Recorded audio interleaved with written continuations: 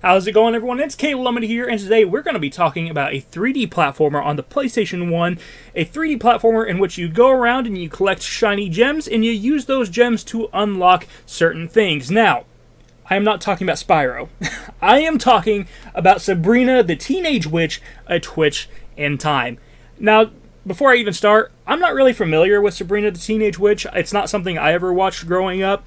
I'm familiar with the old Archie Comics version of Sabrina, but I've never seen this version of Sabrina. So I don't know much about this, but the game looked like it was at least interesting enough. It is a 3D platformer, and I love 3D platforming games, and I have to say that this is a pretty terrible video game. Now, I will say, while it's not a great game, I actually did still have some fun with it. It's not the worst game I've ever played. It's still playable, and the level design is good enough to where I enjoyed my time with it. But it's not a game that I would recommend to anyone just because, frankly, the controls are really just kind of rough. They're not the greatest, especially by today's standard.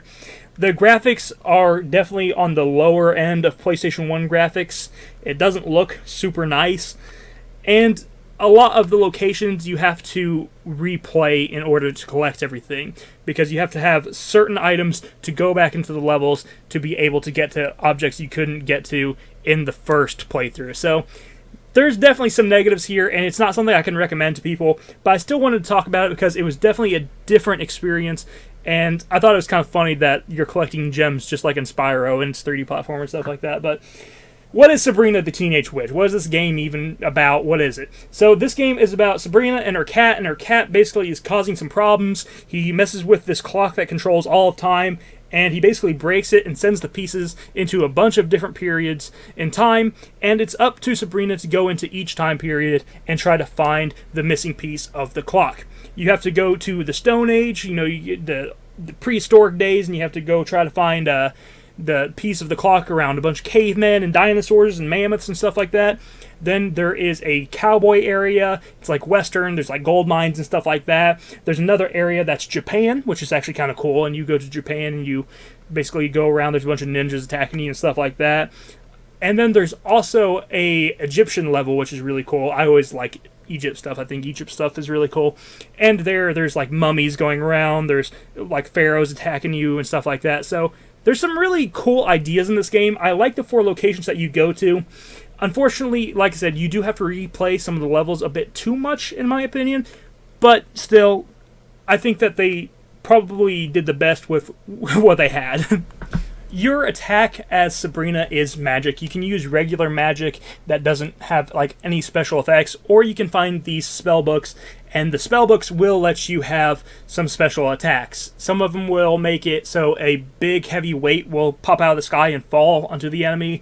Some will basically turn them into a firework and send them straight up into the air. There's some that will turn them into frogs, and the ones that like turn them into frogs is not a permanent like defeat on the enemy. They will eventually turn back into a human and attack you again, so you gotta watch out for that. Same with the freeze spell. The freeze spell is not permanent. It will freeze them for a while and then they can come out of it. And there's also a shrink spell that is the same way. So 2 types of spells that can permanently defeat an enemy, 3 that will not permanently defeat them. Well, there's actually a 4th one too. There's one that turns them upside down. You can do the spell on them and it'll flip them upside down and they'll be stuck. But those spells will not permanently defeat the enemy. Only the anvil and the firework one will. So keep that in mind. There's quite a few different enemies in this game, and I think that the majority of the enemies are pretty interesting. The boss fights in this game are not difficult. They're all pretty similar to one another, but they're not bad either. I think that they're still enjoyable. This game is definitely not challenging at all. The only parts that are challenging is when it's wanting you to jump from one ledge to another, and this is supposed to be a 3D platformer, but your jump is just really not good in this game. Sabrina does not have jumps at all. She cannot jump hardly at all, let me tell you. She does not make it very far whenever she's trying to jump through the air. So the platforming in this game, whenever you're trying to jump over a ledge and land on another ledge and there's like a big drop off in between, those areas are always frustrating and they always make you nervous because it's so easy to miss just because Sabrina simply does not have any ability to jump whatsoever, hardly. She does obviously have a jump ability, it's 3D platform, but she cannot jump. She can jump, but she can't jump. That's all I gotta say about that. So there's only one boss fight in the whole game that I would say is actually terrible, and unfortunately it's the final boss fight. For some reason, they decided to go against everything they had done in the previous boss fights where you just throw your magic at the bad guy. Instead, this one, the bad guy will turn into a certain animal, and you will have a rotation of 3 different animals, and you have to press X and hope that you land on the right one to be able to do any damage to the boss. And that's how it works. So, if he's an elephant, you have to turn into a mouse. If he's a cat, you have to turn into an elephant. If he's a mouse, you have to turn into a cat. And if you turn into something other than what you're supposed to, well then he can do damage to you. And I died multiple times throughout this boss fight because I could not land on the right thing. But it was like being defeated didn't even matter, because it would respawn me, and however much damage I did it on the boss, he still had that much damage done, even though, like, I lost. It would still respawn me, and it would keep the boss's damage done. So I was like, okay, cool. So it didn't really feel like there was much consequence. You know, it didn't really feel like there were any consequences going into the final boss fight. And that's not the best way to do a boss fight. The level design, I think, is pretty good for the most part. I wish that there were some enemies that... I wish you could defeat all the enemies.